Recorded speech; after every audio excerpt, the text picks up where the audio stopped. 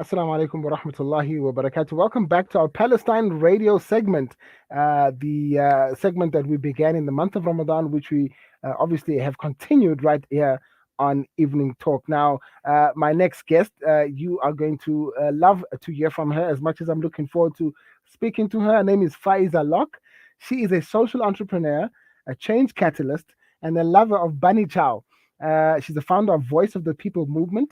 Now, Voice of the People movement carries out grassroots programs that facilitate skills transfer opportunity and create spaces for young people to connect and network while reimagining the future of South Africa for all. She firmly believes that equality is not just an ambition, but a right for all, and she has committed herself to righting the injustices in situations where all are not equal. Who am I speaking about? I'm talking about Faeeza Lok, and she joins me right now. Faeeza, assalamu alaikum wa rahmatullahi wa barakatuh. Walaikum Assalam. Thank you for having me. Good evening to your listeners. It's a great pleasure, Faiza. I know we want to talk to you about the Voice of the People movement, the work that you do, but I'm just interested in your love for Bunny Chow. Are you from Durban by any chance? Yeah, I was born there. Oh, Yes. okay. So, Yeah. so is your flavor? Is it the mutton bunny chow, the messy one that's got all the everything just spilling out of the whole contraption? Is that what actually is that what gets you going? The Yes, bunny you chow. are. Yes, you are correct. I love all bunny chow, all Mm. sizes, all flavors. No, we love All. that. We love that. It shows that you're authentic. It shows that you are really, down to earth. And who doesn't like a good bunny, a good mutton bunny chow. Anyway, Faiza, we actually want to talk to you today about activism for activism for young people and so on. Grassroots activism as well. But the voice of the people movement, that's quite interesting. Tell us about the organization. When did you start? What did you guys come about for, and what kind of work do you do? Yeah, thank you. So, Voice of the People movement launched this year, March, and we are basically about building stronger communities and reimagining our neighborhood. So, one of the programs that we are launching is called the Community Enhancement Program. And the Community Enhancement Program was born out of the idea that in order for us to create the world we want to see, we need to build stronger communities. And we do that by enhancing the way we connect and relate with each other in the true sense of Ubuntu. So the goal of this program is to survey the communities through a door-to-door campaign and to engage with people to learn more about the problems and challenges that they face and create space to imagine solutions and innovative ways to solve these challenges. Because we believe that innovation is not the search for a big idea, but the ability to implement small ideas that have a powerful cumulative impact, as small as simple as starting a WhatsApp group. So as we survey the community, if we find, so one of the questions would be, what are the challenges that you're facing in the community? And if safety is an issue that consistently come up, what we do is that we put everyone who lives in one street into one Hmm. WhatsApp group as a way to start connecting and watching out for each other, because strong communities talk to each other. And we believe it's a start of solving the problems that we have together. Mm. No, I think that's fantastic, and I mean, the whole idea about teaching people to organize, particularly if they have issues that are common issues. I think that's fantastic. Now, grassroots activism. Why do you think that's such an important work for you and for the people that join in Voice of the People and so on? Yeah, so grassroots activism is about building stronger communities and neighborhoods. Grassroots organizers are often the first people that shows up at the doorstep of the community that needs help because they live in the neighborhood that they work in. And grassroots organizers are the backbone in holding our communities together. So if you want to see a culture of active citizenship in South Africa, you should support your grassroots organizers, because grassroots organizers, they are the ones who offer their home as a safe haven for people in the community to come through and offer help or counseling or support or a friend to just talk to. They are the backbone of our of holding our community together. So grassroots activism is Hmm. it's what hold us together. Right. A lot of time people don't understand what it means when people say grassroots. I mean, I think you're talking about at the very basic. You're talking about before you even get to office, before you even get to national fame, before people get to know your name on Twitter, it's about doing that work that nobody else wants to do, isn't it? Yeah, exactly. And most grassroots organizers that we know in Tembisa. So Tembisa is a pilot program that Mm-hmm. we're working in. Most grassroots organizers don't have social media account. They don't have flowers and roses thrown at them. They're not really known on social media. So, and but they do the work every single day, and the work that they do is so pivotal in creating a culture of connectedness in our community. Mhm. Now, I'm really interested to know what you guys are doing in Tembisa. Quite a historic township, sprawling one as well, but one that has got huge problems of its own. I know there's a lot of socio-economic problems in Tembisa, but also one of the oldest masajid in Johannesburg as well. So it's got two very different sort of aspects. But I'm really interested to know in what your organization, Voice of the People, are doing in Tembisa.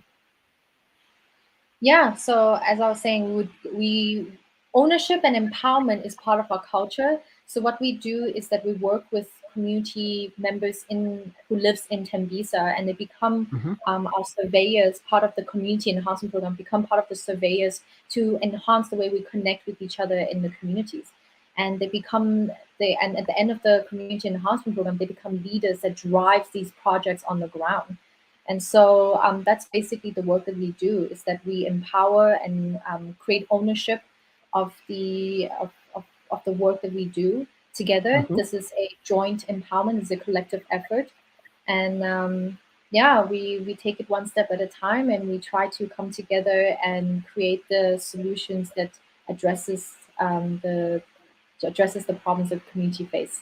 Mm. Now, in my introduction phase, I was telling people about your attitude to life, where you say that you firmly believe that where there are injustices, people should actually take part. People should actually get involved in activism in righting the wrongs, particularly where there's injustices.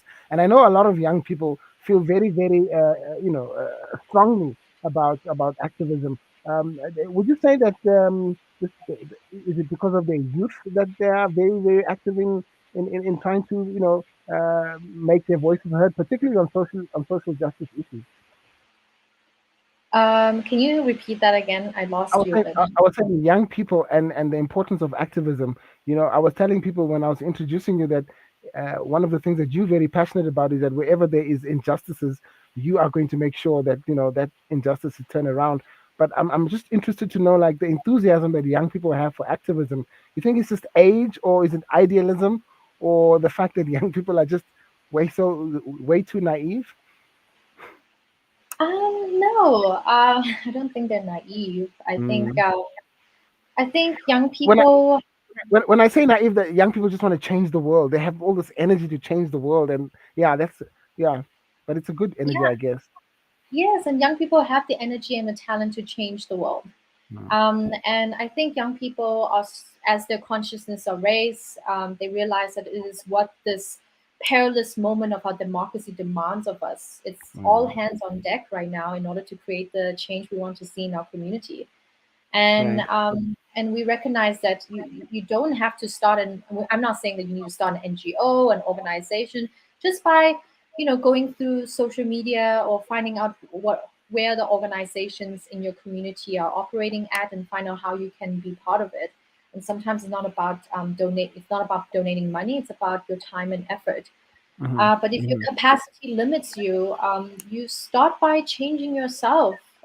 If your consciousness was raised, you have the responsibility to educate the people around you. Because the Right. South Africa we want to create requires us to use our imagination and to be open to learn, unlearn, and relearn, like unlearning unconscious bias. And so, sharing these ideas in conversations at the dinner table, in a group chat, or with a friend, these small but frequent action can lead to big, meaningful changes because we Mm. are all interconnected with each other. And when you grow and develop as a person, our communities grow. And I think young people recognize that. I love the fact that you use the word interconnected, because I want to ask you about the intersectionality of different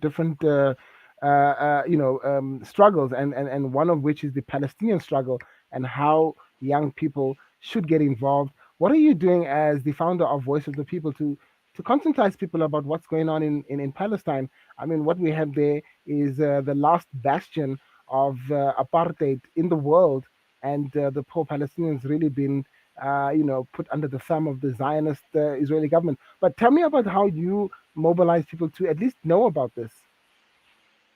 Yeah, so firstly, we should care about all injustices in the world because we are all Mm, brothers and sisters on planet Earth. And you're right, looking at our history, the legacy of apartheid, as much as young people didn't experience firsthand of the harsh condition of the system, we experience the outcome of the system every single day. And having these conversation about how we all connected and these all our challenges are intersectional and that it cuts through um, helping each other to raise our consciousness on the whys, on why we're experiencing these things, and how we can better support each other. It's how we educate our community.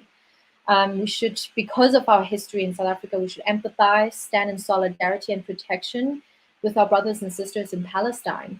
And the good thing is that we don't have to do it alone. The PSA have an amazing network of alliances that we can connect with. And on Saturday, there will be a activism workshop happening in PSA organization on educating on how to organize and activism work. And these are when there's skill transfer opportunities, are opportunity for us to ask and actually put in our thoughts into the work that we do and creating change we want to see. oh, fantastic, Faeeza. Thank you so much for your time. We have so much of hope in the youth of today because of your activism and because of your enthusiasm. And we hope that Allah Ta'ala give you the strength to continue doing what you're doing in Tembisa and this weekend when the young people will be coming together as well.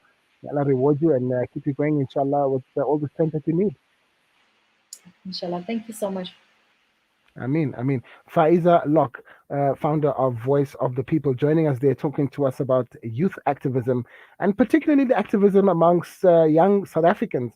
And talking to us there about this weekend. The PSA will be meeting with the young South Africans and basically conscientizing them and giving them some information with regards the situation in Palestine, and of course, basic organizing. Young people need to organize among themselves.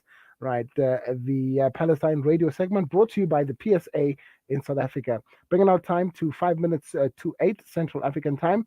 We're going to take a break, and when we come back, we continue with the program.